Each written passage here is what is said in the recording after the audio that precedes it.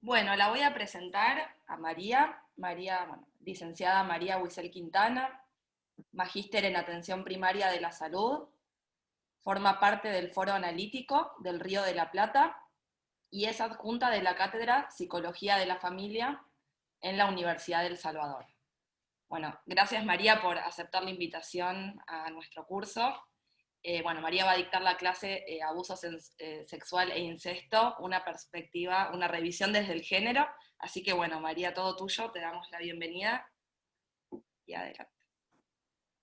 Gracias, Monique, y gracias por la invitación.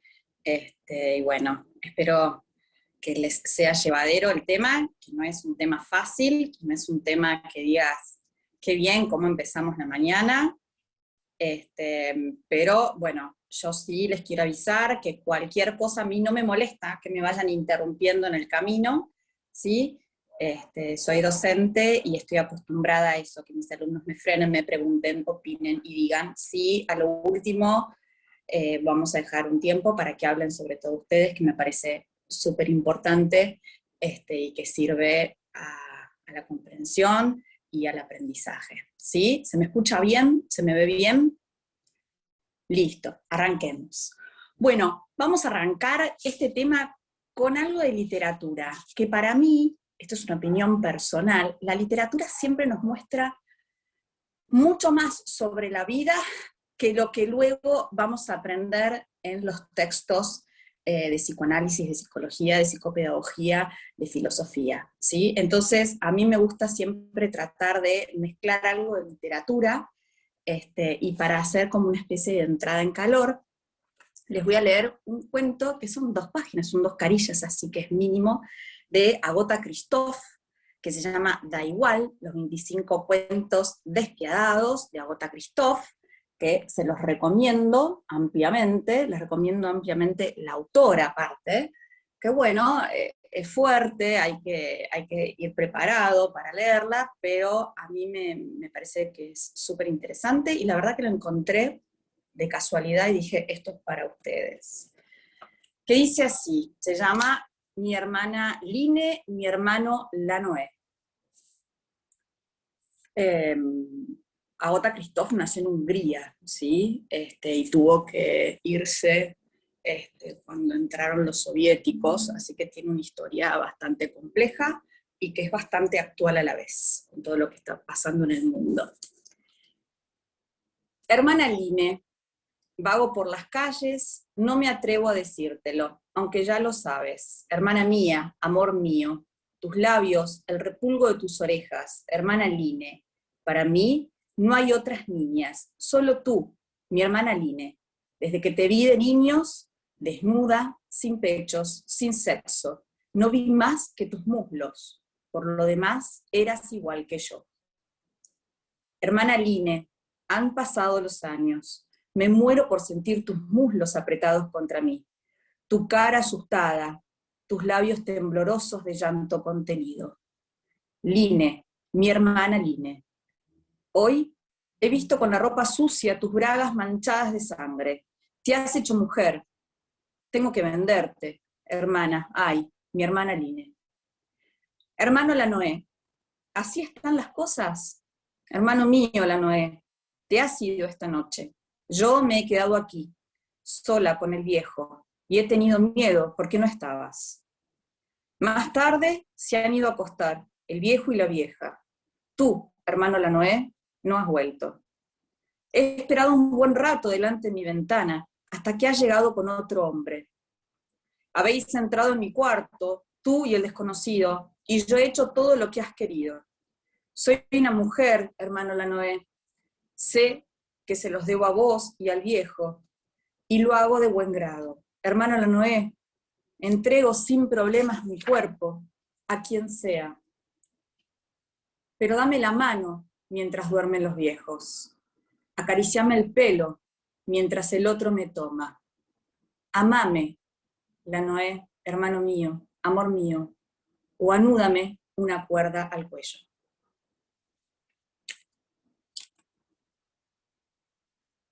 Eso es para que arranquemos y entendamos de qué hablamos cuando hablamos de abuso sexual incesto, ¿no? Desde la literatura, a mí particularmente se me pone la piel de gallina, no sé qué les pasa a ustedes, pero es esto, ¿no? Es muy fuerte y es esta idea de una niña, mujer, joven, casi entregada, como sabiendo que ese es su lugar, el de mujer, que tiene que entregarse y tiene que acatar aquello que se le pide, pero que pide por favor que la amen un poquito, o que la amen, o que la maten, ¿no?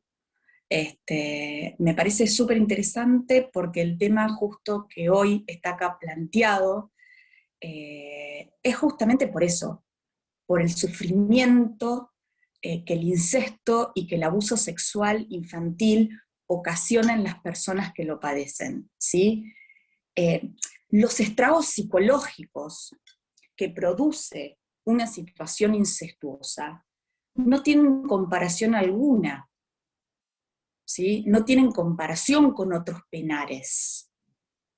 Hay algo de el trauma, ¿sí? Terrible que provoca esta actuación masculina sobre el cuerpo de la niña. Ahora, sí, algo del orden de lo siniestro.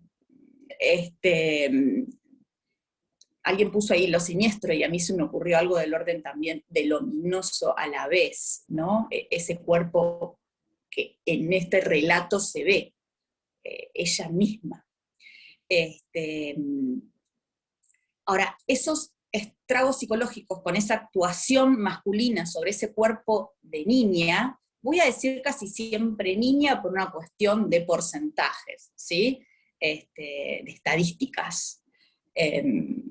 Y me cuesta mucho usar el niñe, ¿sí? Pero podría usarlo perfectamente. Sería capaz, lo que tendría que decir todo el tiempo me va a costar. No, es por una cuestión generacional. Lleva muchas veces a una angustia desmesurada que es muy difícil de tramitar, ¿sí? De procesar. Es tan desmesurada esa angustia, es tan desliga, digamos, vamos a decirlo en términos psicoanalíticos, que es algo que a los dichos de Lacan o a la visión de Lacan podríamos decir no cesa de inscribirse. Y en este no cesar de inscribirse, lo que impide es su evocación, impide su recuerdo, ¿sí? Y a la vez que impide su evocación y su recuerdo, se mantiene como una compulsión de repetición. Y esta compulsión de repetición desemboca en una crisis de angustia. Perdón, yo voy a dar un montón de terminología psicoanalítica que me gustaría que si hay alguien que queda por fuera, me frene, me avise y lo retomamos, ¿sí? Porque capaz doy por sentado algunas cosas y desconozco el saber de cada uno, ¿sí? Así que cualquier cosa me van frenando. Es esto, ¿no? Se está grabando, así que no puedo dar muchos casos clínicos, sino que tengo que hacerlo medio entreverado, porque las grabaciones son complejas cuando uno habla de casos clínicos, pero tiene que ver con aquello que no puede evocarse, y que muchas veces retorna como algo del orden de lo traumático, y el paciente no sabe bien por qué, ¿no? Aparecen flashes en los pacientes adultos que han sufrido algún abuso sexual infantil o algo del orden del incestuoso, y esto muchas veces no puede ser evocado, no puede ser dicho, o hay como una especie de sensación de que algo malo ha sucedido en su infancia. Y a pesar de que esto no puede evocarse, no puede nombrarse, se sigue inscribiendo. No cesa. Es el estrago psicológico que genera el abuso sexual o el incesto. ¿Sí? Entonces los síntomas que aparecen, o el dolor que debe llevar esta niña encima, tiene que ver con el dolor físico por un lado, el asombro, el desconcierto, la humillación, muchísimas formas diferentes de humillación, ¿no? Muchas veces el abusador sexual logra generar mecanismos para que la víctima sea activa, lo que genera una humillación aún mayor, más allá de la pasividad de recibir el estrago, de recibir el daño. Por ejemplo, obligándola a que haga una felatio. Ahí ella es activa, y ello es aún más humillante, ¿sí? También aparece el efecto de la vergüenza, ¿sí? La vergüenza que está cargada de algo del orden de la culpabilidad, ¿sí? Y por sobre todas las cosas, cuando hablamos de incesto, aparece el sentimiento del terror. El terror que está relacionado con anticipar cada reaparición del padre, ¿sí? El terror que lleva muchas veces a saber que su hermana ya se fue de esa casa por esa misma situación, y eso le va a volver a pasar a ella una y otra noche. Me parece que esa es la diferencia fundamental entre un abuso sexual y un incesto, que tiene que ver con que, por lo general, las situaciones incestuosas no son situaciones de una sola vez, sino que son algo del orden de la repetición. Muchas veces por años, ¿sí? Por muchísimos años. Entonces se suma este terror, ¿no? De cuándo va a aparecer, cuándo va a cruzar la puerta de esa habitación. Todo este cúmulo de afectos, piénsenlo ustedes, proviene aparte de quien se supone debería proteger, debería cuidar, ¿no? Y a quien se ama profundamente, muchas veces incluso a pesar de su accionar, ¿no? Me parece que nosotros como quienes tratamos a estos pacientes o a estas víctimas, no podemos muchas veces tocar ese amor, porque es complejo, ¿no? Podemos sí marcar los límites de que es un victimario, de que hay algo ahí que es muy ambivalente, exactamente, de que es alguien ahí que está por fuera de la legalidad, de que es algo de lo que hace que no es correcto, que no es normal, que no está bien. Ahora, tocar ese amor es muy complejo, ¿sí? Si quieren después vamos volviendo sobre las cosas que les parezcan interesantes. Hay algunas cosas que son cuestiones teóricas y hay otras que me parece que son más de mi percepción y de mi quehacer diario clínico, ¿sí? Si es que trabajamos en la clínica, ¿no? Yo no le dije a Moni cuando me presentó, pero yo también estuve unos años trabajando como perito en un tribunal de familia, y bueno, y ahí se ven otras cuestiones, pero desde otro lugar, ¿sí? Yo hoy voy a hablar sobre todo desde el lugar de la clínica. Entonces, tanto en el abuso sexual como en el incesto, hay un aprisionamiento de la voluntad, ¿sí? Hay algo del deseo del niño y de la niña que queda aprisionado. Y hay una intención de someterlo al poder del adulto, ¿sí? Y hay un intento de coerción, ¿sí? Con el fin de satisfacer los intereses propios, los intereses del adulto, quedan por sobre el deseo del niño, la voluntad del niño, ¿sí? La posibilidad de acción y de reacción del niño. Entonces, básicamente estamos hablando de maltrato infantil. Y cuando hablamos de maltrato infantil, podemos hacerlo desde dos enfoques complementarios: el modelo de deficiencia y el modelo de bienestar, ¿sí? El modelo de deficiencia lo que hace es señalar al maltratado, señala el daño producido, focaliza la conducta, los daños y las carencias sufridas, ¿sí? Este modelo es muy útil porque señala claramente al maltratado y el daño que produjo.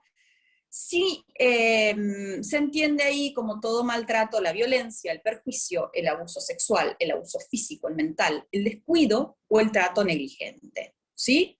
Y por otro lado está el modelo de bienestar. El modelo de bienestar, justamente, como dice el nombre, parte del bienestar del niño, es decir, que define el maltrato como acción u omisión o trato negligente que priven al niño de sus derechos, ¿sí? El modelo se basa en los derechos del niño y que estos tienen que ser cumplimentados, siempre y cuando estén al cuidado de algún adulto, ¿no? Entonces, este modelo en realidad no se limita a situaciones tan extremas muchas veces de violencia o tan explícitas, sino a cualquier acción que priven al niño de sus derechos, ¿sí? Por ejemplo, podemos hablar en el modelo de bienestar de violencia institucional, ¿sí? De algún niño que sufre maltrato a través de una situación de violencia institucional. Ahora, ¿por qué se los traigo acá? Porque desde el modelo de bienestar no se habla de sexualidad infantil, ¿sí? Hay miles de textos que plantean cuestiones vinculadas a abusos sexuales, pero muy pocos plantean la sexualidad infantil desde la perspectiva del bienestar, como un derecho del niño, ¿sí? De esta manera se niega la sexualidad infantil y también, en un punto, se niega la gravedad de los abusos sexuales. ¿Sí? Encontramos a nivel cultural, incluso en el año que cursamos, una actitud sexofóbica con respecto a la infancia. ¿Sí? Muchas veces se niega la sexualidad infantil, se la prohíbe o se la hace prohibir, ¿sí? Se prohíben sus manifestaciones, muchas veces se castigan esas manifestaciones, llevando a que los niños oigan hablar de sexualidad en un contexto totalmente negativo, ¿sí? Visto como algo peligroso, como algo secreto. Piensen el lío que se arma cuando se quiere instalar la educación sexual infantil en las escuelas, ¿sí? Es y sí, es y no, todo un desbando porque ¿qué es lo que se les va a enseñar a los niños en la escuela? Eso es la sexofobia. La idea de que hay sexualidad infantil y que cualquier cuestión vinculada a la sexualidad tiene que ser vista como algo peligroso y secreto, ¿no? Me parece interesante para ir pensando cómo se inscribe la sexualidad infantil socialmente. Y ni que hablar la sexualidad femenina, que aparte está oculta, que no se puede ver, que es intangible en algún punto. Y que muchas veces se evitan las palabras correctas en su nombre. Y también podemos dividir el maltrato infantil en dos procesos fundamentales, ¿sí? Sobre todo por la región en la que vivimos. Tenemos el proceso de victimación y el proceso de victimización. El proceso de victimación está vinculado a la precariedad de las condiciones objetivas de vida, ¿sí? Está más bien asociado a la pobreza, a las necesidades básicas insatisfechas. Mientras que el proceso de victimización son situaciones que implican violencia física, sexual, psicológica, negligencia, sin discriminación de clase social, ¿sí? Ahora, para el proceso de victimización, que es el que hoy nos compete, se requiere que la víctima sea cómplice, ¿sí? Que haya un pacto de silencio. Este pacto de silencio se va a tener que dar tanto en el abuso sexual como en el incesto, ¿sí? Para que la transgresión más o menos consciente del adulto pueda ser llevada a cabo, se requiere este secreto, este pacto de silencio. De esta manera, la víctima no solo tiene restringido su poder de acción, su poder de reacción, sino también que tiene censurada su palabra. Y esto nos lleva a esto que dije yo en un primer momento, en palabras más del orden lacanianas, algo que no cesa de escribirse y que no se puede evocar. ¿Sí? Queda censurada la palabra a través de este pacto de silencio. Entonces la víctima pasa a vivir bajo el signo del miedo. Miedo de la coacción de la revelación. en los ámbitos legales, por lo general, hay muchas denuncias que después se desdicen al tiempo en que estas aparecen, ¿no? Seguramente acá debe haber gente que trabaja en ámbitos del orden de lo legal, y verán que hay tantas denuncias que luego aparecen como desdichos.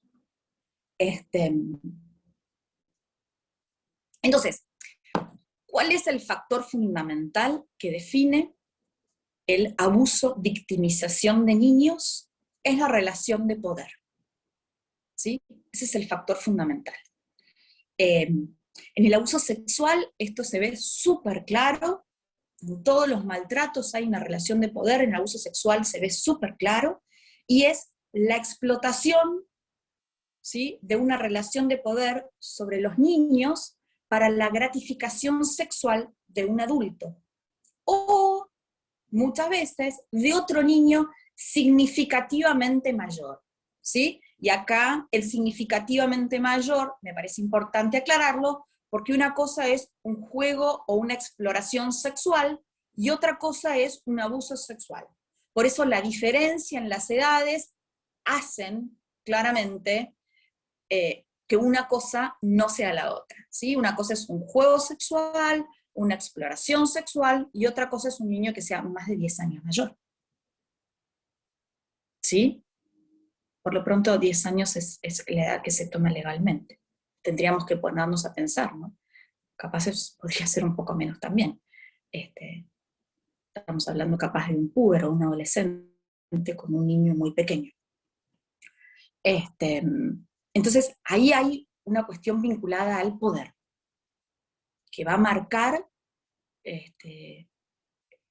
como un mojón importante todo el maltrato infantil y sobre todo el abuso sexual o el incesto.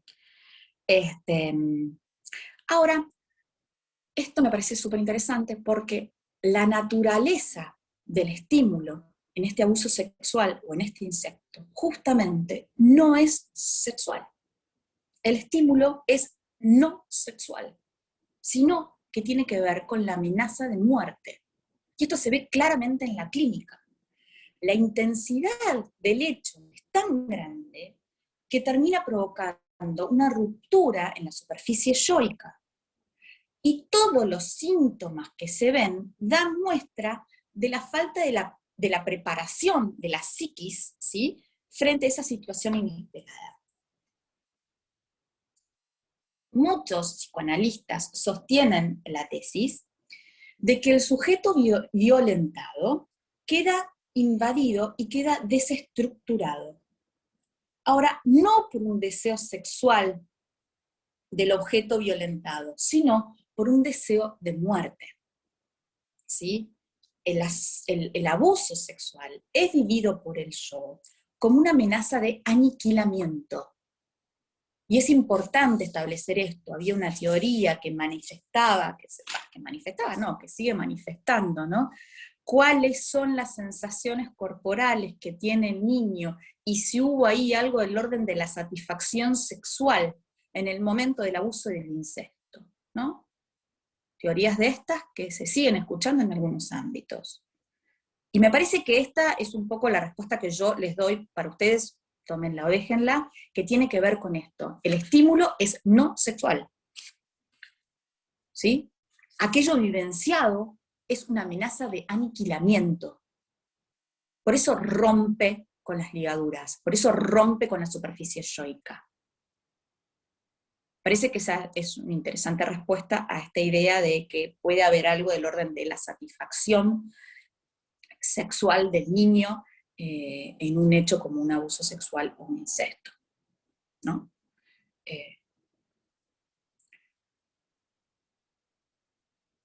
Teorías que se escuchan todo el tiempo. Ahora, ¿qué es lo que nos pasa con el relato del incesto, ¿no? Supongo que todos están al tanto de Lévi-Strauss y algo del orden de su teoría, de la prohibición del incesto freudiana, ¿sí? Mínimamente, les recuerdo que Lévi-Strauss postula que la prohibición del incesto Es el proceso fundamental en la cual se realiza el pasaje de lo natural a lo cultural. Lacan lo va a tomar también como aquello que posibilita algo del orden del lenguaje, aquello que permite y consiste en la circulación de las mujeres entre los grupos, ¿sí? Supongo que algo de esto han escuchado o conocen. Y esa prohibición del incesto es aquello que postula que todo amor sexual entre personas unidas por lazos de parentesco está prohibido. Y está prohibido tanto por leyes religiosas como leyes civiles. Y de hecho, se dice que es el crimen de los crímenes, ¿no? En la historia se escucha que es el crimen de los crímenes, que merece todo tipo de castigos, ¿no? Y cuando hablamos de algo del orden de lo incestuoso, muchas veces aparece como un sentimiento de horror, ¿sí? De horror insostenible, frente a la simple evocación del incesto, ¿no? Yo el otro día leía unos médicos que se habían encontrado en un simposio y cuando alguien empezó a hablar de cuestiones del incesto, una mujer se descompensaba, y aparece esto, ¿no? Si nosotros nos planteamos hoy la idea del incesto en nuestras vidas, aparece algo del orden del horror. Entonces, ¿qué es ese terror en el relato? ¿Qué es esa repulsión? Se preguntan algunos psicoanalistas, ¿no? Y la respuesta tiene que ver con el terror al regreso del vientre. ¿Sí? El regreso al vientre materno. Es un terror a la regresión. Y todo lo mortífero que eso conlleva, ¿no? Es la vuelta a la no vida. Ese movimiento regresivo, ¿sí? Es el estatuto interiorizado de la muerte. Vean cómo aparece la cuestión mortífera y la pulsión de muerte constantemente cuando estamos hablando de abuso sexual e incesto, ¿no? Cuando uno diría, ¿por qué? ¿No? Pero aparece acá casi como de manera repetitiva. Ahora, si esta es una ley, es una norma que está impuesta tanto religiosamente como civilmente, y aparece algo del orden del terror y del horror, ¿qué es lo que pasa en una perversión? O en un acto de perversidad, ¿no? Ahí hay una discusión teórica, algunos autores hablan de perversión, otros hablan de un acto de perversidad, ¿sí? Hay algo de esto que evidentemente aparece de manera inversa, ¿sí? Desde una perversión vamos a hablar de algo del orden de la falta de empatía. Desde un perverso narcisista, como dicen algunos autores, vamos a hablar de la búsqueda de la desubjetivación de la víctima, ¿no? De poner a la víctima en lugar de objeto, de que ahí nunca hay un sujeto para el victimario, de que hay un tratamiento de objeto, y con ese objeto se hace lo que quiere, ¿no? Este es mi reloj, y si yo quiero lo agarro, si yo quiero me lo pongo, si yo quiero lo tiro. Es un objeto. Ahí hay algo de esa cuestión inversa que aparece con las normas. Y con esta idea de terror que a nosotros se nos puede aparecer, y que en la perversión o en los actos de perversidad no aparece. Aparece algo del orden del goce, de la satisfacción. Y a mí me gusta pensar algo del orden del incesto vinculado a las células cancerosas o las células neoplásicas, ¿sí? No sé si saben, pero las células neoplásicas, que son aquellas que terminan generando un tumor, ¿sí? Que termina siendo un cáncer, son células que rompen con toda la legalidad que tienen las células. ¿Sí? Como la biología, que es fantástica, hay un montón de normas que las células deben cumplir, y las células cancerosas, las células neoplásicas, rompen con la legalidad que deben cumplir las células. Hay un texto muy interesante de Chiose que se llama Cáncer, que explica todo esto, se lo recomiendo, no me acuerdo, creo que se llamaba Cáncer, mi cabeza dice eso. que justamente lo que las células neoplásticas hacen esto, ¿no? Se van comiendo las otras células, en búsqueda de un deseo de inmortalidad. Entonces, hay algo del incesto que nosotros podríamos preguntarnos si no hay un deseo de inmortalidad. Así como tenemos la madre devoradora del psicoanálisis, ¿sí? La boca del cocodrilo, el incesto nos muestra también una respuesta posible al deseo de inmortalidad. ¿Sí? Así como el dios mitológico de Cronos, ¿sí? Cronos, la personificación del tiempo, comía a sus hijos a medida que los engendraba, con el objetivo de cortocircuitar, la huida del tiempo y de eludir la muerte. Esto me parece súper interesante, porque es esta idea que lo que el incesto termina generando es conservar al niño en el regazo, que no crezca jamás, y que no sea prometido a la muerte. Y si ese niño no crece y no es prometido a la muerte, en algún punto previene al padre de su propia muerte.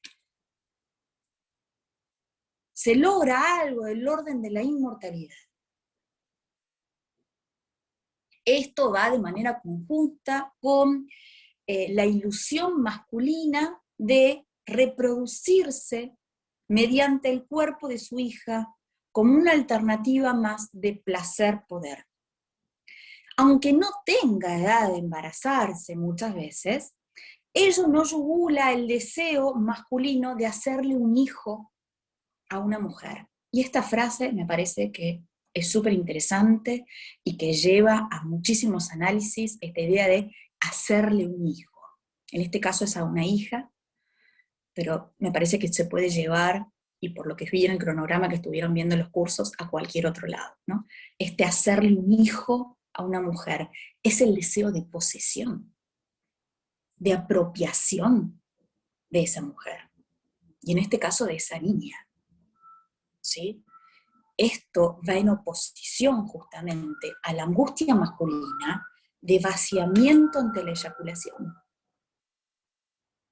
Esa angustia de vaciamiento ante la eyaculación es justamente opuesta a la idea de que esos elementos, esos contenidos, se van a resguardar en quien encima lo prolonga cromosómicamente, ¿sí? Como si pretendiese de esa manera persistir de un modo especular. ¿Sí? ¿Me siguen? Y a la vez repica un coito con la madre, casi como burlándola, ¿sí? La engaña con su propia hija. Es como una burla, es una violencia claramente indirecta, pero ahí está la burla. Y me parece que hace algo desde un lugar psicoanalítico más profundo que tiene que ver con la posición de objeto que muchas veces las mujeres, en las que las mujeres nos colocamos o se colocan, que tiene que ver con objeto de deseo, ¿no? Por una cuestión, las mujeres, perdón, cuando hablo de hombres y cuando hablo de mujeres, voy a hablar de posición masculina y posición femenina. No lo aclaré antes, lo aclaro ahora, ¿sí? Cuando hablamos de la feminidad o la posición femenina, muchas veces hablamos que la mujer se posiciona en lugar de objeto a ser deseado, ¿sí? Vamos a decirlo de esta forma, todos cuando vamos a buscar un partener con quien obtener satisfacción, básicamente lo que estamos buscando es parte de ese objeto perdido, ¿sí? Un objeto A, siendo un lugar más psicoanalítico, si se pierde me avisan. Yo voy en búsqueda de ese objeto. Y la mujer muchas veces se posiciona en lugar de objeto de deseo. Ahora, esto no significa que sea objeto de posesión, ¿no? Puta pero no tuya, dicen las feministas. Y me parece que acá ese es el inconveniente que está generando que se está generando en la actualidad, y es que hay algo del orden de la posesión de ese objeto, de la posesión de esa mujer, de un deseo de poseerla, y con lo que se posee se hace lo que quiere, incluso cortarla en pedacitos, meterla en una bolsa y tirarla a la basura, ¿no? Que es lo que se está viendo últimamente. Hay algo de eso que se transforma en que si ese es un objeto del cual yo puedo gozar, con ese objeto puedo hacer lo que quiera.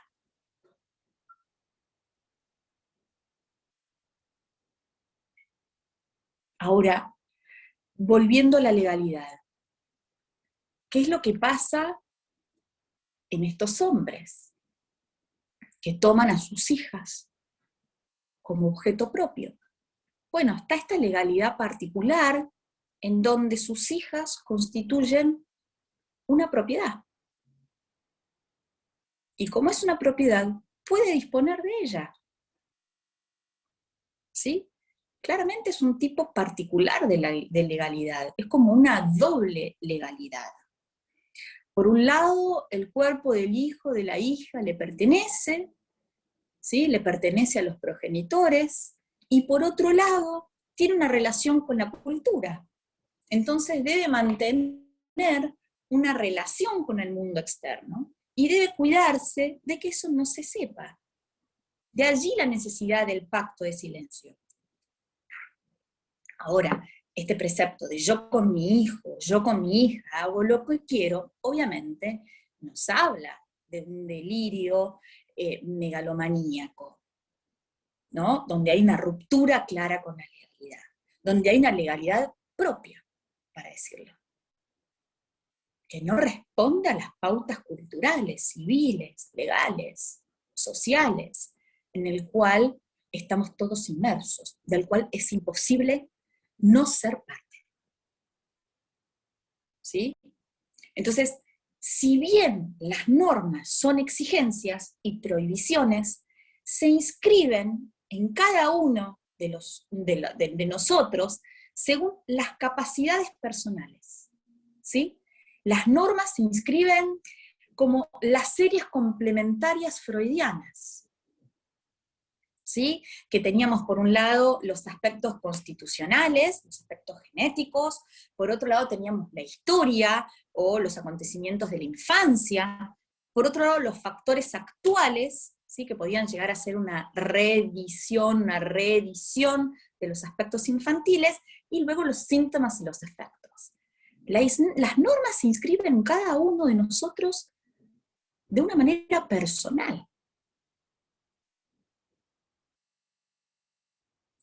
Eso es lo que en algún punto puede hacernos o puede servirnos como respuesta a la idea de este delirio megalomaníaco en la idea yo con mi hija hago lo que quiera. Que hay algo de las normas culturales y sociales que allí se inscriben desde un lugar personal. Y ante esto, me parece que tenemos que tener mucho cuidado, porque desde el ámbito legal o desde el ámbito terapéutico muchas veces también hay como una intención, digo, por eso me parece que hoy estamos acá para pensar una revisión del abuso sexual y del incesto desde el género, hay como muchas veces una intención de comprender, aceptar, entender que la historia del victimario está vinculada con el hecho, ¿no? No, bueno, porque viene una de familia así o asá, ¿no? O sí, porque seguramente fue fruto de una circunstancia que también fue violentado cuando era pequeño, ¿no? Y hay todo un intento de explicaciones del accionar de ese acto perverso, de esa perversidad. Y me parece que aquí tenemos que tener muchísimo cuidado, ¿sí?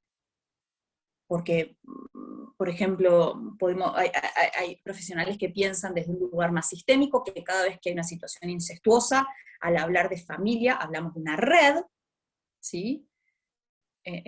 Una red familiar, en donde el incesto es un problema de la familia. ¿sí? Me parece que aquí tenemos que tener muchísimo cuidado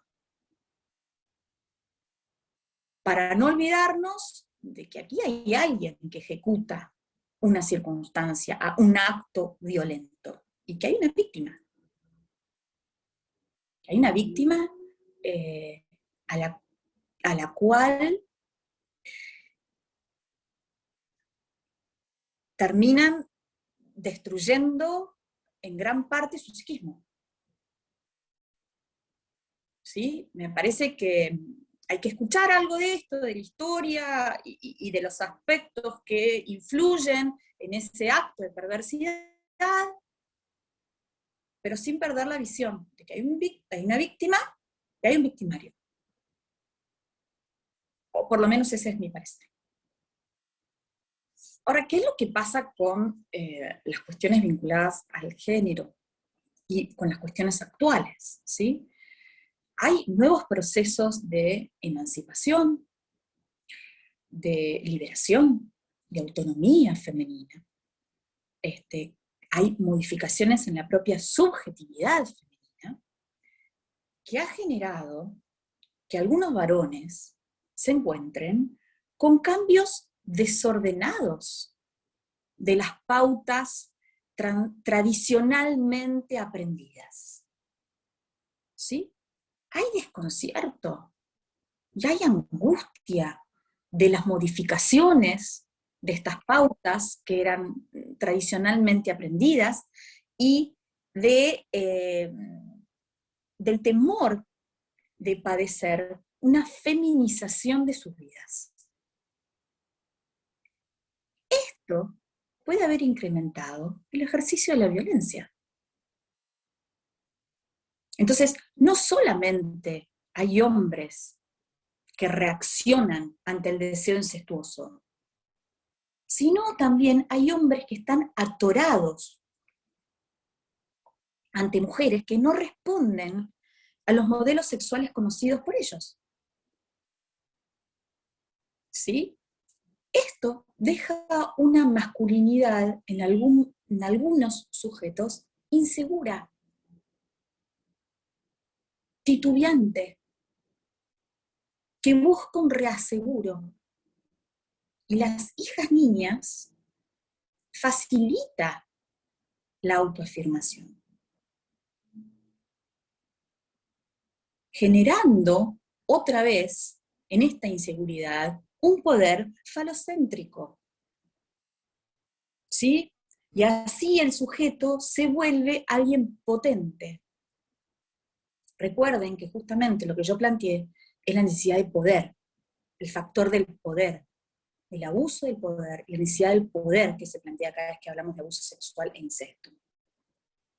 Entonces, estos hijos que le pertenecen, yo con mi hijo hago lo que quiera, esta relación de propiedad, me parece que muestra claramente esa ideología patriarcal respecto del género, mujer en su relación con la subordinación al varón. ¿Sí? Y por otro lado, tenemos una ley que no sanciona la decisión de incestuar un hijo o una hija, sino que convierte el acto en violación agravada por el vínculo. ¿Sí? Esto descalifica, de alguna manera, las funciones parentales en su dimensión tanto simbólica como humana. No está la figura de incestuar. Y por otro lado, tampoco socialmente es habitual escuchar hablar del incesto. Nosotros porque nos movemos en un ámbito psi, ¿no? Entonces la prohibición del incesto la tenemos como más oída, ¿no? Pero socialmente no es habitual hablar del incesto. Los policiales que vemos en la tele, por lo general, generan la mirada en una niña adolescente embarazada, ¿no? Hay muchos casos de estos, sin tener en cuenta que el agresor y la situación incestuosa que hay por detrás de eso que sale, de eso que se ve. Entonces hay postergaciones de juicios, hay posición jurídica frente al incesto, que me parece que muestra la dificultad de sancionar este acto de violencia. Y por último, para darles lugar a ustedes, me parece interesante pensar un giro particular que tenemos desde el psicoanálisis, y es, ¿qué es lo que pasó con Freud? Porque Freud en sus comienzos empieza con la idea de abuso ejercido por los adultos. ¿Sí? Si ustedes hacen una revisión de la teoría freudiana, él empieza con la idea de que hay abusos ejercidos por adultos, y en un momento hace un desvío del padre hacia las madres con las intenciones seductoras. ¿Sí? Sin embargo, nunca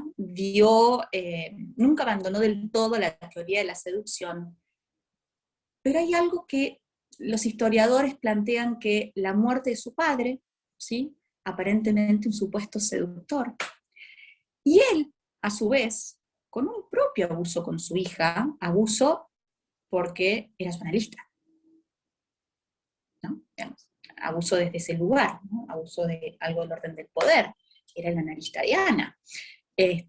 Renuncia a la teoría de la seducción y hace la vista gorda al abuso sexual, realmente cometido.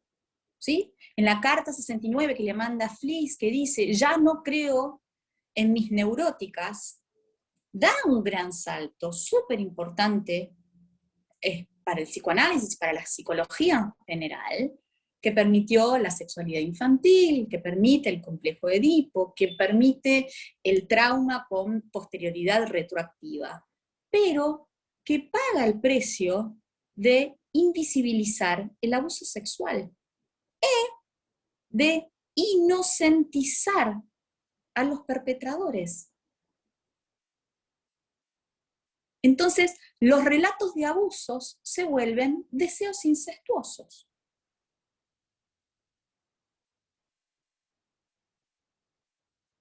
Y me parece súper interesante pensar algo de esto que sucedió históricamente, sobre todo en el mundillo en que nosotros nos manejamos, ¿no?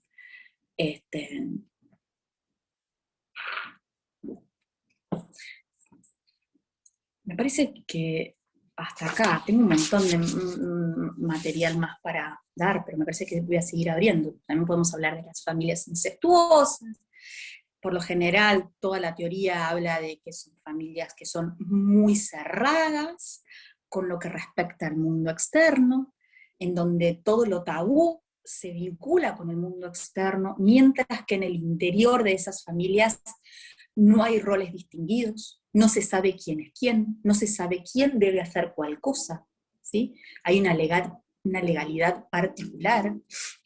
Desde las sistémicas se habla de que son familias que generan algo de doble vínculo, ¿sí? Por un lado está esta legalidad que va puertas adentro y por otro lado está la legalidad puertas afuera, y donde la sexualidad no está sacralizada. Me parece que eso es lo más interesante de pensar.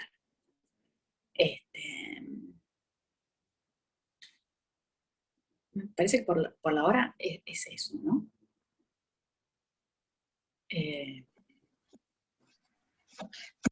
Perdón, María. No, me quedé pensando, cuando hablaste no sé si me va a salir, de lo atemporal, registré yo, digamos, de la noción del tiempo perpetuo que se le puede adjudicar a este tipo de personas para perpetuar el deseo, digamos, y lo atemporal en relación a la inmortalidad. Me parece como una situación interesante para pensarla en relación a la dificultad para los aprendizajes.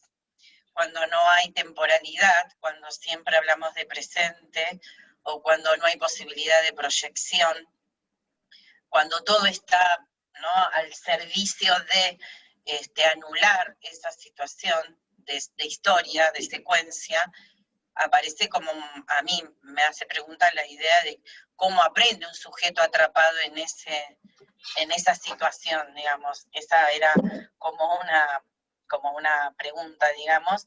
Y lo otro que recién dijiste respecto de los secretos, esto de no poder decir, de permanecer oculto, ¿no? En las familias o en los vínculos, cuando los saberes están tan cargados de ilegalidad y hay que sostenerlos a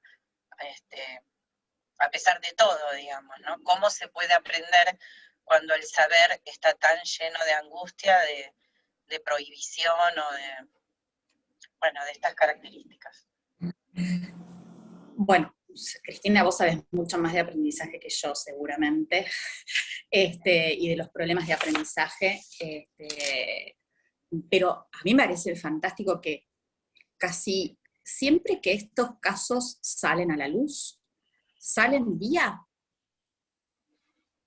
la institución escolar. Es muy difícil que estos casos salgan desde otro lugar que no sea la institución escolar. Digamos, los primeros que ven estas situaciones suelen ser los maestros y las maestras. Porque en el interior de la familia, o los allegados a la familia, no suele haber posibilidad de ver nada. Entonces, esta cuestión de que el niño queda en el regazo, que me parece que en la clínica, y ustedes lo deben haber, se ven muchas situaciones. Por ejemplo, yo me acuerdo que en casos donde hay una obesidad mórbida importante, también hay dificultades de aprendizaje, que tiene que ver con esta idea del bebote que queda pegado a la madre o al padre, y que no tiene necesidad de salir al mundo. Casi como lo que planteaba Levi-Strauss, no hay salida exogámica, no hay salida eferente. No te escucho, que es apagada. No, mucha endogamia, vínculo muy endogámico, entonces. Todo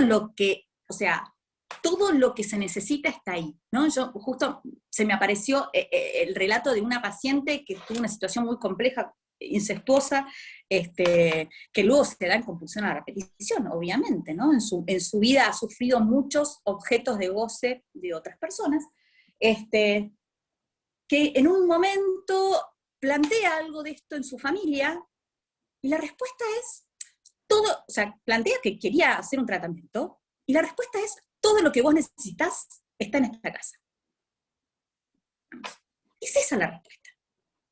Es esa, es imposible pensar en algo del orden del aprendizaje, porque el aprendizaje es una posición de ir a buscar algo distinto, ¿no?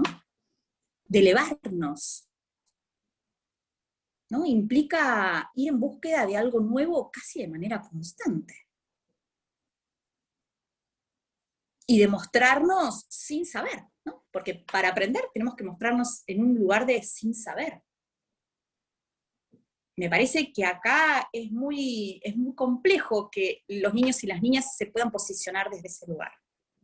Pero sobre todo hay unas estadísticas que muestran cómo en el famoso ESI en las escuelas aparecen muchísimos testimonios de abusos sexuales y de incestos, que no aparecen en ningún otro lado.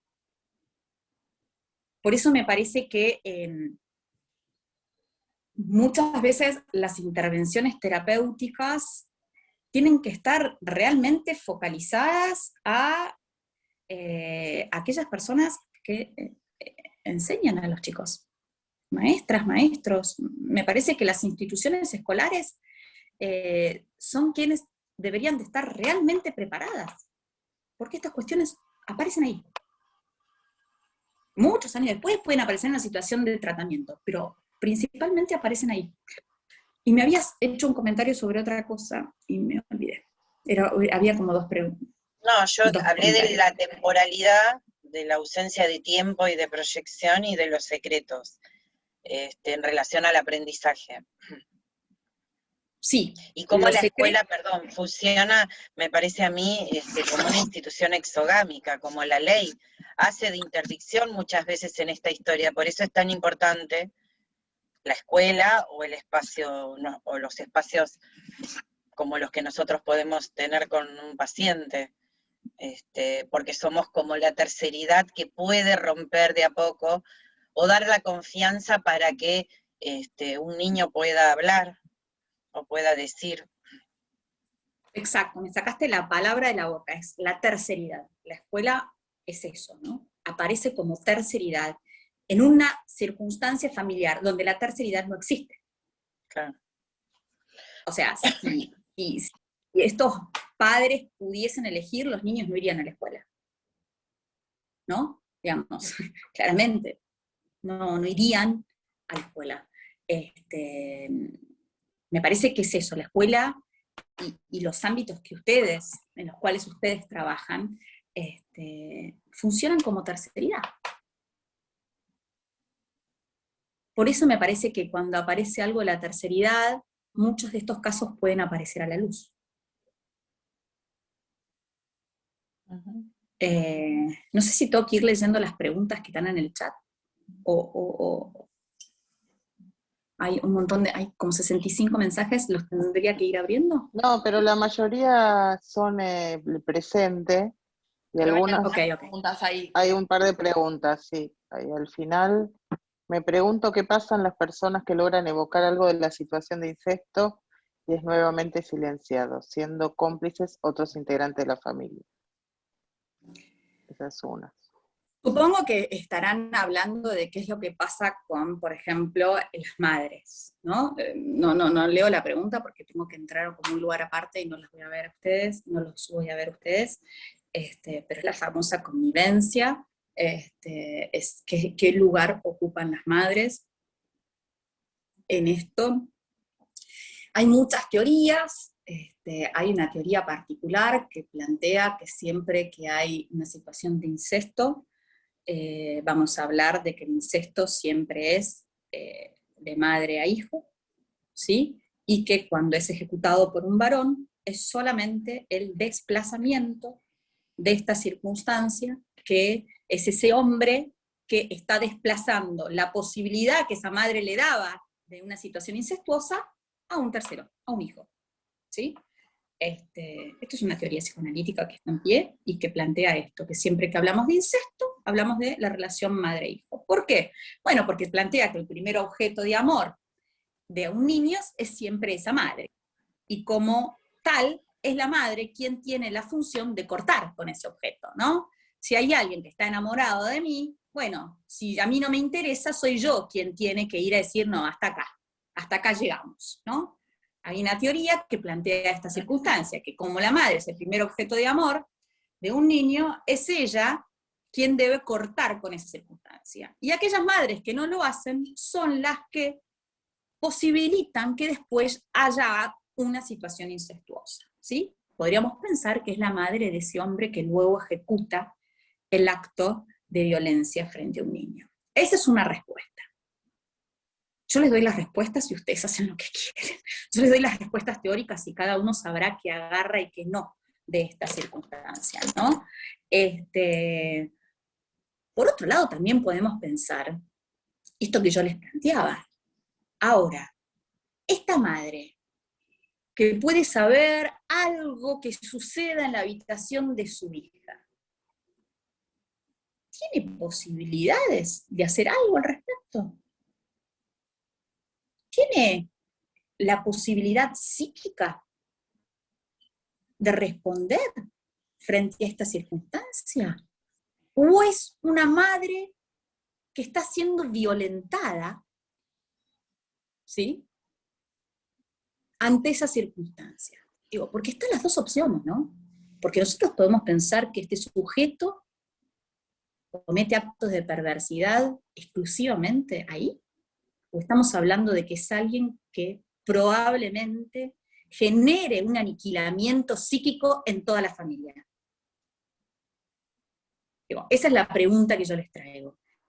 Este acto de perversidad, ¿se acota a la circunstancia de meterse en la cama con la hija? ¿O es un acto de un perverso narcisista que genera un aniquilamiento psíquico en toda la familia?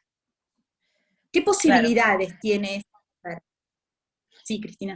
No, perdón, pero digo, el silencio de esa madre, que de algún modo naturaliza o no protege al niño, ¿cómo sería el proceso de subjetivación del mismo desde ese lugar?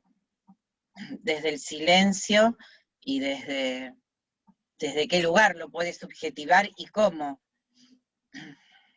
Me parece que el tratamiento ahí que nosotros podríamos hacer es ir a fortalecer a esa madre. Es encontrar la manera, el famoso empoderamiento, si quieren, que está tan de moda, ¿no?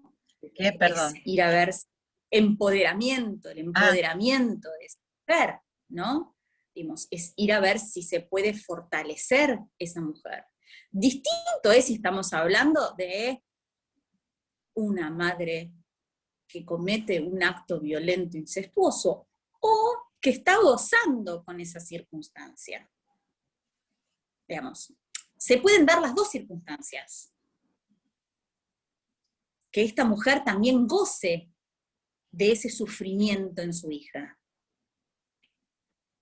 Pero muchas veces vemos que en realidad es una mujer que también tiene un aniquilamiento psíquico, ¿sí?, por parte de este maltratador. Y que en realidad lo que necesita es un fortalecimiento, porque no tiene posibilidades. Y ni que hablar en esta región, donde esto muchas veces se acompaña de situaciones socialmente y económicamente complejas. ¿Sí? Si bien el proceso de victimización no diferencia clases sociales, acá muchas veces la exclusión del hogar de ese maltratador termina generando una dificultad de las entradas económicas familiares. ¿Sí? Circunstancias con las que se encuentran los jueces de manera constante. No sé si respondí la pregunta. Ahí hay otra pregunta que dicen, ¿qué hacer cuando un niño o niña expone su situación y son tomados como que mienten? Bueno, es que me parece que ya que hable es muchísimo, porque muchas veces los niños tienen claro que los adultos no les creen, ¿no? Está como esta idea muy clara, ¿no? Los adultos no les creen. Los adultos no le van a creer. ¿Para qué voy a hablar si no me van a creer? ¿Para qué le voy a decir a mi madre muchas veces si no me va a creer? O peor aún, si va a elegir quedarse con el padre, ¿no? Claro. O el padrastro, porque cuando hablamos de padrastro también hablamos de incesto, ¿sí? Entonces, ¿para qué hablar? Es una nueva ocasión de ser tratado como objeto. El niño. Me parece, exacto, me parece que lamentablemente cuando hablamos de situaciones incestuosas y de abuso sexual infantil, hablamos de un sujeto que va a ser tratado como objeto en muchas otras circunstancias, porque hay algo del orden que queda en una facilitación para que se posicione en ese lugar. Y esto va a terminar generando mucho sufrimiento a lo largo de su vida. Ahora la pregunta es, ¿qué hacer cuando el niño cree que no le van a creer? ¿No? ¿Era esa la pregunta? Sí, Bueno, como cuando el chico dice y después lo consideran que está mintiendo, o sea, son tomados como que mienten. Cuando exponen, dicen y después se toma como mentira. Es que muchas veces los mismos niños terminan diciendo, no, era mentira. Pero frente a la circunstancia que se ve, digamos, es tal el despliegue que se arma cada vez que hay esta circunstancia, que los niños mismos se desdicen, con tal de no seguir generando caos familiar. Digo, muchas veces estas circunstancias se han vivenciado con sus hermanos. Entonces ya vieron lo que ocasiona que ellos hablen. Prefieren Sí, como si estuviera al servicio del equilibrio familiar, digamos. El aniquilamiento estuviera al servicio, cumpliera con un fin, que es perpetuar. Entonces, que es perpetuar. Entonces, quieren muchas veces no decir, porque esto genera un caos.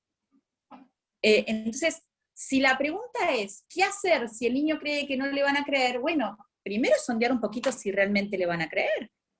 Está claro que un niño que sigue siendo ultrajado tiene que ser quitado de ese lugar, digamos. Lo primero que nosotros tenemos que lograr es que ese niño salga de ese lugar, ¿no? Ahora, ¿cuáles son las herramientas que tienen los jueces? Mandarlo a un internado. Claro, yo les voy a dar las respuestas y ustedes van viendo qué les conviene más. No es tan sencillo, digamos, es buscar otro sostén familiar, ¿no? Buscar una abuela, un tío, alguien que pueda darle un espacio. Digamos, eso está claro, me parece que si ese niño o esa niña sigue corriendo riesgo de que esta circunstancia se repita, tiene que ser muchas veces quitado del lugar. Muchas veces no es más fácil no se quitar al niño saca que más quitar bien. Eso te iba María, a preguntar, ¿no es más lógico que se quite al agresor que al chico de su casa? Sí, claramente, la exclusión del hogar sería el paso a seguir. El problema es que muchas veces es que la madre puede no querer. María, perdón, con respecto a esto, lo que me parece, y digo, pasa, digamos, desde los servicios locales, tiene que ver con esto, con que los chicos terminan volviendo muy rápidamente a esa casa que fueron violentados. Entonces, al saberlo, digo, desde las escuelas, es difícil la manera de proceder, porque terminás viendo en 2 o 3 meses que el chico volvió. Y entonces habló, se hizo un montón, este caos que vos decís, se armó, se organizó, y las escuelas actuaron, pero terminan viendo que volvieron, y que siguen estando en esa casa, y que siguen, es más, siguen llegando a las escuelas, y uno sigue diciendo, o sea, armamos todo esto y sigue estando ahí. Y pero el Entonces, niño, ¿qué otra decisión puede tomar el niño? Es que me parece que esa es la ausencia de herramientas que tiene la justicia en la Argentina. claro, Lamentablemente no tengo respuestas para darle, o sea, no tengo una respuesta mejor para darles, porque me parece que es la falta de herramientas que hay en este país, particularmente, y aparte estamos hablando de una justicia que siempre pugna por la familia biológica, ¿sí? Sí. Que hay una cuestión De muy modelo. particular. Modelo, exacto. Lo Es que decir, el sí, si patronato nosotros... sigue funcionando. Exacto. Sobre todo si nosotros tenemos la posibilidad de seguir trabajando con ese niño, es, bueno, ver que esto no continúe, ¿no? Empezar a explicar que esto no es normal, porque muchas veces esos niños en un primer momento creen que esta circunstancia que ellos están viviendo es parte de la normalidad, porque a veces el pacto de silencio que se plantea tiene que ver con esto, ¿sí? Digamos, tiene que ver con esto, este adulto que está ejerciendo la violencia dentro de esta manipulación y dentro del pacto de silencio que se le exige, plantea que esto es normal, que a esto le pasa a todos. Todos los papás hacen esto con los hijos, ¿no? Me parece que nosotros tenemos... Sí, me parece que es una creencia fuerte en los niños. Claro, me parece que hay que empezar a sancionar, ¿no? Me parece que nosotros desde nuestros lugares, por lo pronto, podemos empezar a sancionar y explicar que esto está por fuera de las normas, está por fuera de la legalidad cultural, social, civil, ¿no? Me parece que ya posicionarnos en ese lugar y que el niño tenga un espacio en donde se lo vea, en donde se lo escuche y en donde se lo trate como un sujeto. Ya es un montón.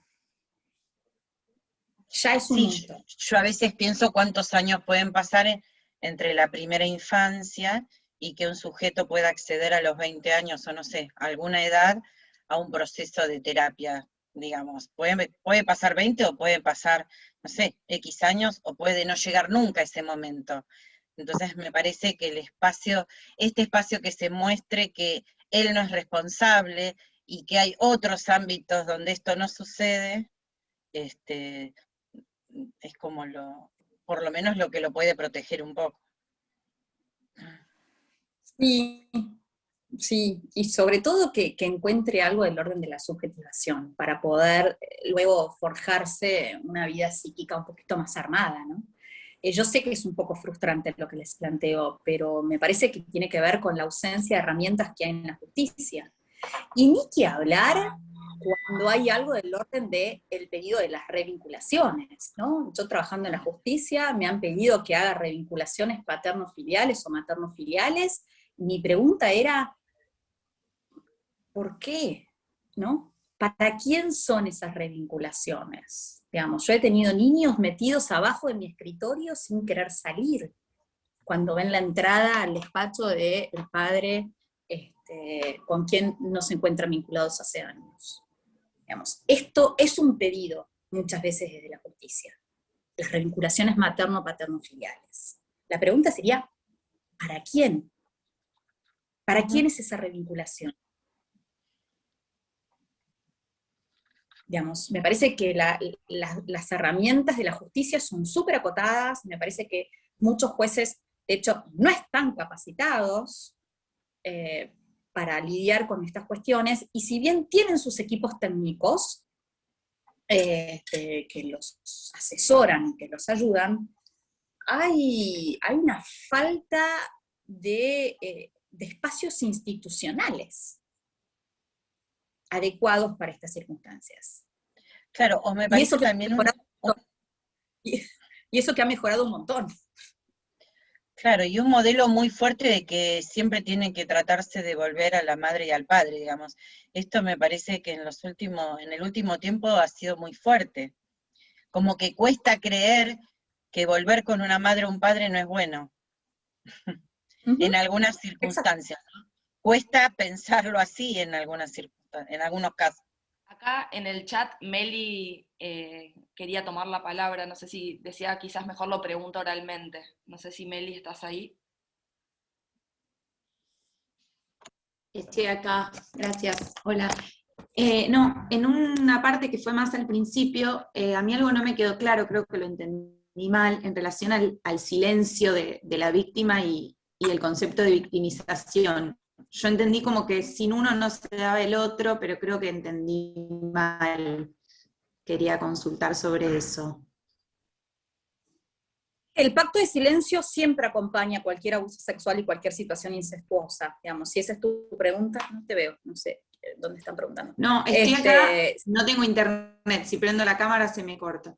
No, está bien, pero no sabía que veo muchas caras de quién era.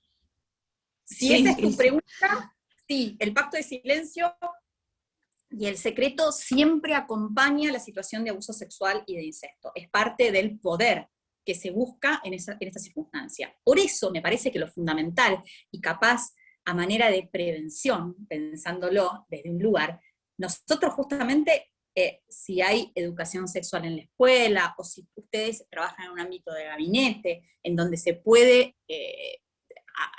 acompañar a niños en edad escolar, es esta idea de que no hay secretos con adultos. No puede haber secreto, digamos, es empezar a establecer la diferencia entre los secretos buenos y los secretos que no pueden aparecer, digamos. Los niños pueden tener secretos con sus pares, ¿no? Secretos de niños. Pero la idea de que existan los secretos con un adulto tiene que ser claramente informada o sancionada, o desde los lugares terapéuticos del cuales ustedes puedan llegar, tiene que estar muy claro de que los secretos con los adultos no existen. Y cuanto más se hable con los niños, más está la posibilidad de que un niño tenga respuesta dentro de lo que puede un niño con su psiquismo, que tenga respuesta, o que tenga posibilidad de correrse de este lugar. Me parece que la educación sexual tiene que apuntar a eso, a que el niño entienda que hay algo del orden de la intimidad, que hay algo del orden de la sexualidad, que tiene nombre, que tiene apellido, que se puede nombrar, que la sexualidad tiene que ser algo del orden del placer, ¿sí? Cuando uno piensa en este modelo de bienestar, tiene que ver con esto. la sexualidad tiene que ser algo placentero, no algo del orden del displacer. Y que me parece que tiene que ser muy claro, ¿no? Que el pacto de silencio no puede estar avalado con nadie, ¿no? Sí, me parece interesante ahora que vos decís también la articulación con la posibilidad de conectarse al placer. Hay muchos niños que no pueden, que no hay deseo en relación a situaciones placenteras porque no, esto fue una huella muy fuerte, digamos. Y quizás eso Sin hablar. tenga un recorrido largo también. Cuando nosotros vemos adultos que han pasado por estas circunstancias en la clínica, es muy difícil volver al orden del placer. Realmente es difícil. No es imposible, ¿eh? Digamos, hay un montón de personas que con los años lo logran.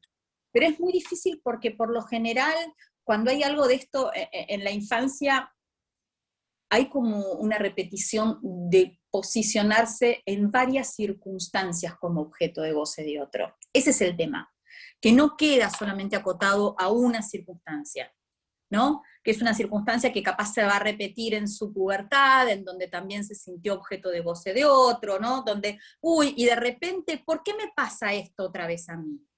¿No? Como que no hay algo, no hay un hecho necesariamente azaroso, me parece que es una posición que queda como bien facilitada, y bueno, después recuperar algo del orden del cuerpo vinculado al deseo, es todo un trabajo, ¿no? Que haya algo del orden del placer y de que la relación sexual sea algo que se desee. Queda muy difícil, ¿no? Incluso pacientes que mantienen relaciones sexuales y dicen, me siento usada. Y es una relación consensuada y buscada, en la cual la pasa bien. Y sin embargo, queda un dejo de suciedad muchas veces, o de uso. Y eso me parece que se retrotrae a aquello que sucedió en un primer momento. En un descubrimiento sexual, muchas veces el primer impacto con la sexualidad tiene que ver con un maltrato o un acto violento de la mano. Hay una mano ahí levantada. Valeria, sí, Valeria Singoni. Justo con esto que estabas diciendo, María, se me replantea esto de que hablaste en un momento de la charla, que era esto de que justamente el victimario era el que quizás también había sido violentado y que vos dejaste bien en claro, ¿no? Esto de que no por pensar en todo este trayecto personal de ese victimario dejamos a la víctima, pero hay algo de esto, y yo en un momento te puse, hay estadísticas de esto de que realmente las personas que cometen ese acto de perversidad han sido violentados. ¿Hay alguna estadística? ¿Esto es así? Porque muchas veces salta esto también, no, bueno, pero la familia, porque viene de que ya le han vivido otras situaciones, parece que el abuelo, parece que él, o sea, ¿esto es así? Yo la verdad que si hay estadísticas, no las tengo, no las conozco. Lo que sí te puedo responder es que el incesto particularmente es un acto que se transmite de generación en generación. O sea, traspasa las generaciones.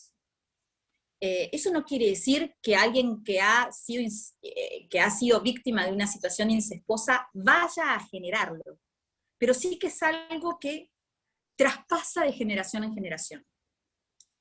¿Sí? Es tal el estrago psíquico que genera, que no queda solamente violentado o que queda solamente marcado para una generación, sino para las subsiguientes. Después las estadísticas, ahí Valeria te lo debo. No sé. Hay teorías, y hay un montón de casos clínicos. Ahora, si hay un estudio hecho particularmente, lo desconozco. Claro. Gracias. pregunta, María. Buen día. Buen día. Vos retomaste recién algo que habías planteado al principio respecto de los dos modelos ante el maltrato infantil, el modelo de la deficiencia y el modelo del bienestar. Vos marcaste que ambos modelos presentan incompletudes, y en relación al bienestar, esta cuestión importante de no incorporar la sexualidad infantil como un objeto de análisis y de abordaje. ¿Vos percibís estos dos modelos? ¿No hay un modelo superador o un modelo en construcción que pueda ser más explicativo, que tenga un abordaje clínico más integral?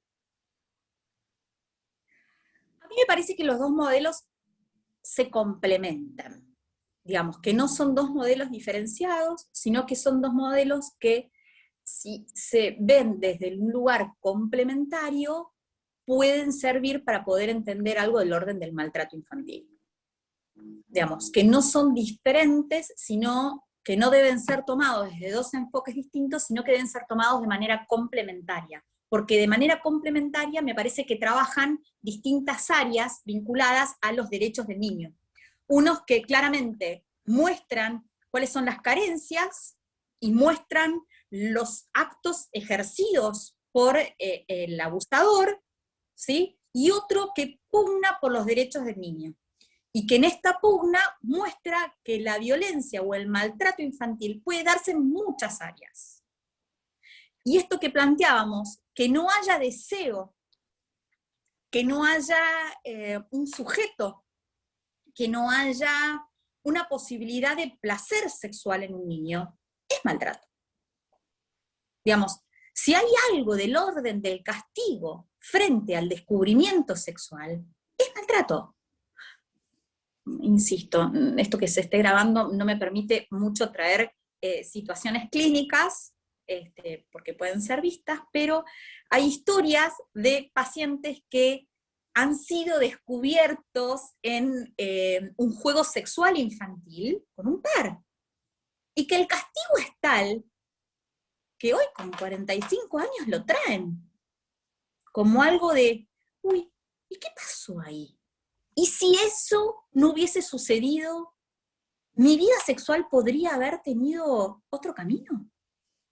Mi elección sexual, un descubrimiento con un varón con otro varón. Y eso no me hablará, ¿no?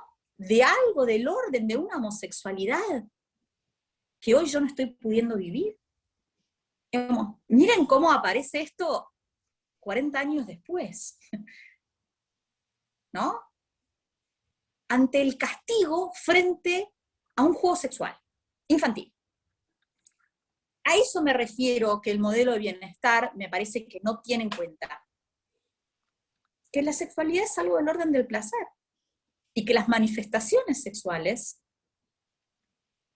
no deben ser castigadas. Sí acotadas a algo del orden de la intimidad, obviamente, ¿no? Si hay un niño masturbándose en medio de la sala, uno puede explicar, acotar, explicar algo del orden de la intimidad, que es muy importante, algo de que no tenga que ser visto por el resto, que de hecho ya previene abusos sexuales y a situaciones incestuosas, ¿no? Algo del orden de los límites, que justamente estas familias incestuosas no tienen, ¿no? Pero que es algo del orden del deseo. Y que poder desear es algo importante. Y más en la época en la que vivimos, ¿no? Donde casi como que no deseamos, se nos aparecen las cosas, ¿no? O sea, yo quiero, no sé, un secador de pelo y me aparecen, no sé, Google me lee la mente, Instagram me lee la mente y me aparecen secadores de pelo por todos lados, ¿no? Casi como que no hay posibilidad de deseo. Me parece que hay que ir justamente en oposición a esto. No sé si te respondí, Oscar, me parece que me fui por las ramas. Las dos cosas, ramas muy interesantes. Sí, me respondiste.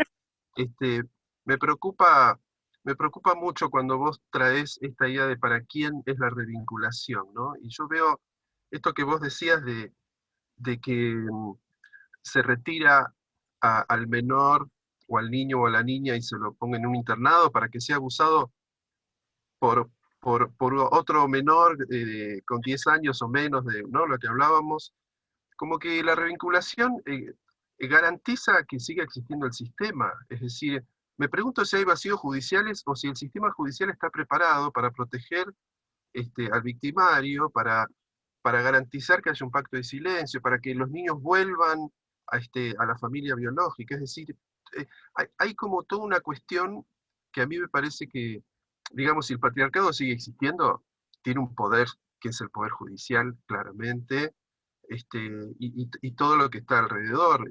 A mí me parece que en este sentido, sí, está bien, vos decís que hay cambios, que se ha avanzado mucho. No sé si la cabeza de los jueces está cambiando, la verdad me lo pregunto, los varones sobre todo, no sé. Mira,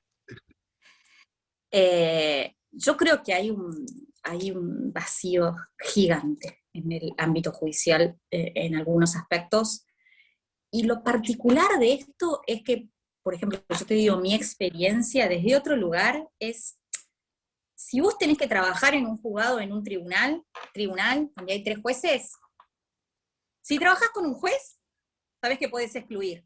Si trabajás con el otro, la exclusión no te la van a dar, ¿no? Y si trabajás con un tercero, ni te acerques al despacho para hablar porque no te va a escuchar.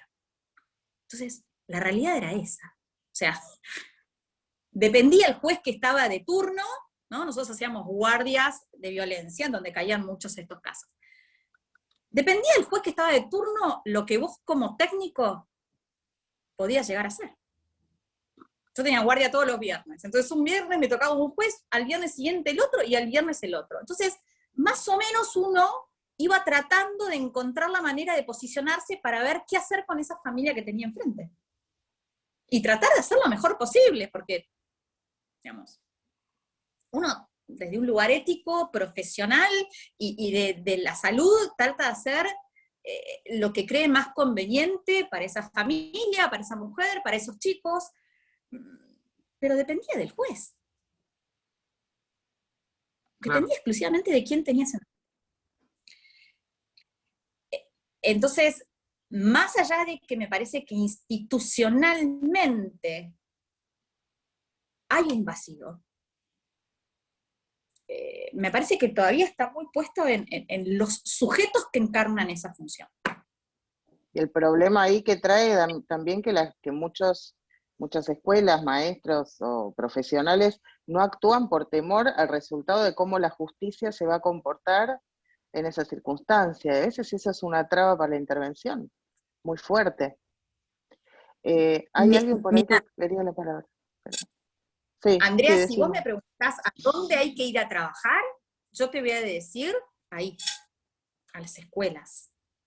Ese es el ámbito. Sí, pero por eso, sí, hay que formar a los maestros también para identificar signos de alarma, pautas que pueden tomar para considerar que ahí puede estar pasando algo más, no solo del abuso sexual, sino de la violencia. Lo que pasa es que muchas veces, entre esto que vos decías, se arma, como lo que decía Valeria antes, Singoni, Sí, está levantando la mano de nuevo, se arma es- toda la bola, vos te expones, se exponen los maestros, se testifica, y después foja cero. Entonces la sensación es, ¿para qué mover? Yo igual estoy No, convencida que hay que mover igual, pero Andrea, digo, es un obstáculo. perdón, Yo no creo que se esto vuelva que foja dice cero, Andrea, Yo no creo que se vuelva foja cero, Ese es el tema. Cuando hay algo que ya se plantea, cuando hay algo que queda expuesto, yo no creo que haya una vuelta a foja cero. Por eso me parece que hay que siempre movilizar. María, pero queda instalado en las escuelas, y hablo de varias escuelas institucionalmente, digo, que queda instalado esto que decía Andrea, que terminan no procediendo las escuelas porque dicen, ¿y si se va a volver atrás? ¿Y si va a volver con el tal? Entonces, habría que replantearse esto, como vos decís, en las escuelas, en los docentes, en los equipos, diciendo, no, bueno, hagámoslo igual, o sea, por más que se vuelva, o por No, más es que en volver a... realidad, pero es que en realidad en eso vale, o sea, la ley te lo indica, vos no podés no proceder. No, Vos tenés obligación de proceder, ¿entendés? sí, Y eso está bueno, porque la ley te obliga a vos, tenés que hacer comunicar a los organismos. Después, si ellos hacen o no su parte, bueno, pero vos, incluso como profesional, lo tenés que hacer, no tenés opción. Perdón, y además me parece importante que en ese proceso, aún doloroso y aún no siendo exitoso, como la mayoría de las veces en nuestra experiencia podemos pensar que sucede, implica para el niño un proceso de reflexión, para el adulto que lo acompaña, se ponen palabras a algo que no se han puesto, se expone la situación. Entonces me parece que los niños empiezan a tener otras herramientas, aun cuando no sea la solución desde la justicia la más, la que uno desea, digamos, ¿no? No Es vuelve un al acto niño en la misma subjetivante. circunstancia. ¿Cómo? Ya es un acto subjetivante per se. Entonces Claro, me parece que de la hace terceridad. exacto. Aparece la legalidad, aparece la terceridad, por lo menos desde algún lado. Ujú. Bien. Bueno, me parece que tenemos que ir cerrando, no sé si alguien quiere decir algo más, pero bueno, estamos en tiempo. Habías hablado de Luis Quiosa, pero me quedo con las ganas de que nos cuentes alguna literatura de tu especialidad que te parezca especialmente interesante para que podamos leer. Sí, obvio. Incesto paterno filial de Héritier. Abuso sexual infantil de Volnovich. A Eva Giberti en todos sus aspectos. Tiene uno de incesto. María, María, ¿podés escribirlos en el chat, aunque sean los autores? Pues estoy anotando, pero no llego. El primero no entendí. Sí, no entendí el apellido. Héritier, sí. Sí, sí. Héritier, Volnovich, bueno, Giberti. Ay, no, bueno, me lo cambió, perdón. Me lo cambió el teclado. Fuchs. Bueno, ustedes estuvieron con Burin, ¿no? Uh-huh. Sí, sí, claro. Sí, sí. Tiene un montón de cosas. Sí. También. Rudinesco. Hay de todo. No, igual el de Chiosa yo se los di como para pensar, habla de cáncer, exclusivamente, pero me pareció Sí, por súper eso. interesante la idea de él, Claro. de las células, de cómo funcionan. Sí, sí, sí.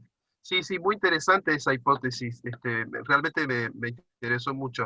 Pero, claro, quería saber de tu marco, me interesa mucho lo que traes de Héritier, que no leí, pero bueno, sí, en general los demás autores están más entre nosotros, ¿no? Imagino. Y de Elizabeth Rudinesco también voy a buscar algo porque no he leído de ella. Rudinesco tiene un montón de cosas. Y hay un texto que se llama Parentalidades, que no me acuerdo, y Rudinesco tiene otro que se llama La familia en desorden. Sí, no, pero digo, específicamente el incesto, bueno, toca esos temas entonces en la familia en desorden, decís, y en parentalidades. Ok, gracias.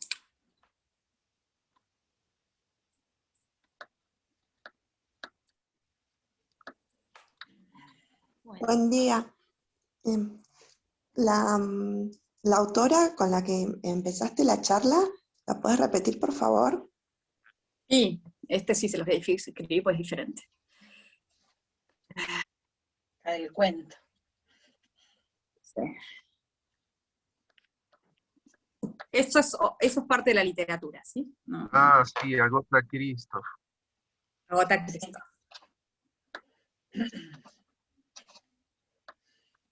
Hiciste referencia a un cuento, perdón, yo entré unos minutos tarde. Hice referencia, no, leí un cuento. Leyó. Son dos carillitas nada más. Se llama Mi hermana Lee, mi hermano La Noé, de este texto que lo tengo acá. ¿Pero el libro se llamaba Da Igual o el cuento? Da igual, se llama. Da igual. Son 25 cuentos, se llama Los 25 cuentos despiadados, de Agatha Christoph.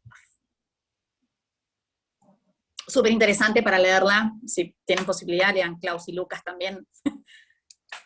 Se los recomiendo. Bueno, tendríamos que ir cerrando.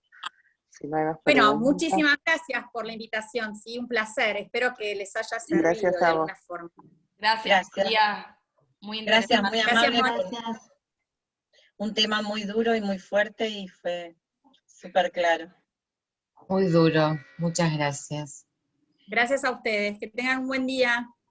Gracias. Hasta luego, gracias.